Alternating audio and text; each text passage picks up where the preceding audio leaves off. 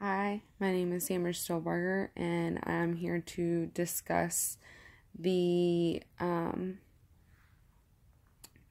current situation with oil pipelines in America and what we should do to eradicate it.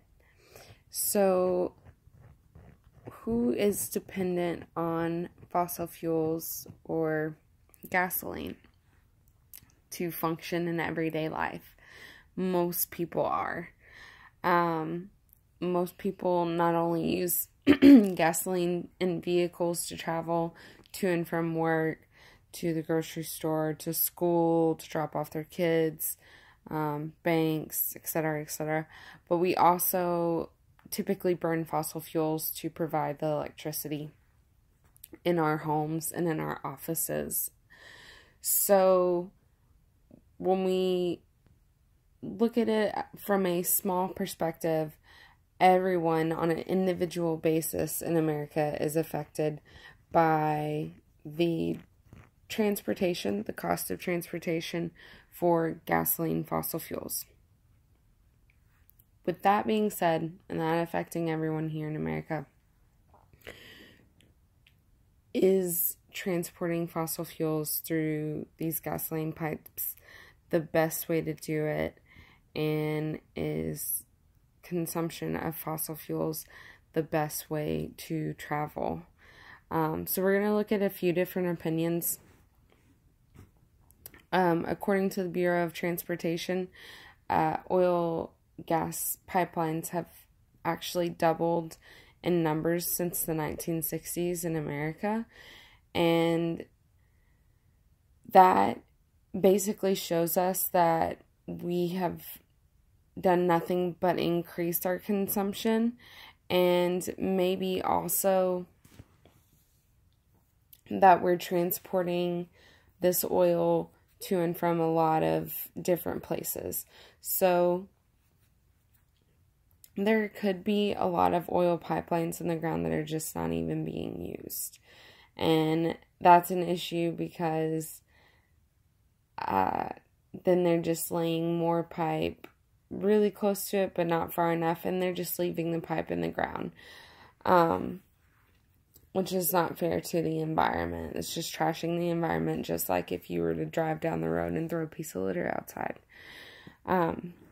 So beyond just understanding what oil pipelines are doing, they were created in 1879 to provide a cheaper way to transport this gasoline.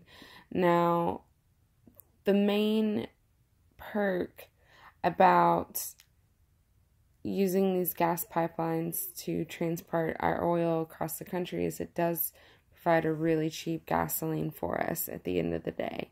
And having really cheap gas gives us the means that we need to feel independent in our lives, and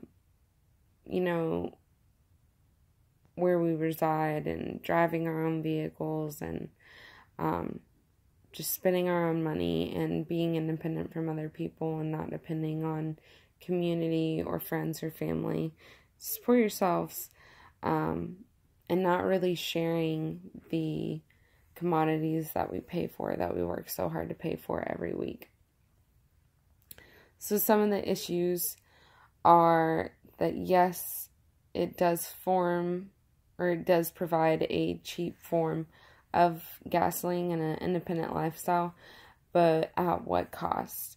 So one of the costs is the production of carbon dioxide, or CO2, and that emission that's left within our atmosphere because it gets trapped inside. Due to the greenhouse effect, CO2 absorbs the heat of the sun as the rays penetrate the ozone layer, but it does not release it back out. So the way that our ecosystem works basically is we have just enough CO2 in the atmosphere. I believe it's 3 parts for every 3 particles for every 10,000 particles in the air, CO2. The CO2 traps just enough heat from the sun to keep the Earth from being an ice ball, but too much CO2 will wreak havoc on our climate. If our Earth degrees temperature goes up just 2 degrees Celsius, we would be at a climate change of no return, and we could not get back from it. And we could reach that 2 degrees Celsius change in just 50 years.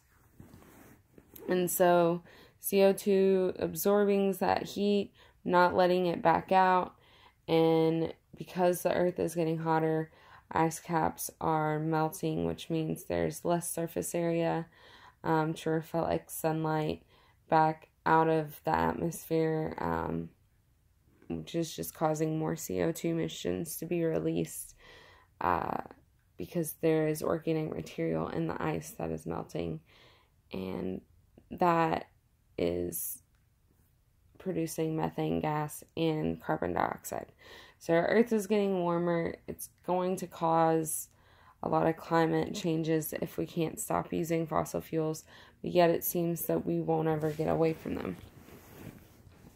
So there are some individuals in America who believe that they are here to stop this extraction, resource extraction, and get people to wake up and realize that we're headed down a path that we can't go back the other way on.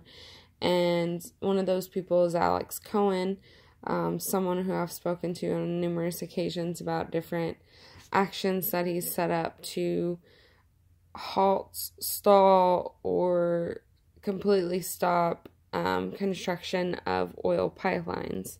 And one of the things that Alex believes, aside from climate change and global warming, is that we have to stop pipelines because we are on stolen Native American land, and we don't have their permission or their support to be building these pipelines any longer, not that we had it in the first place.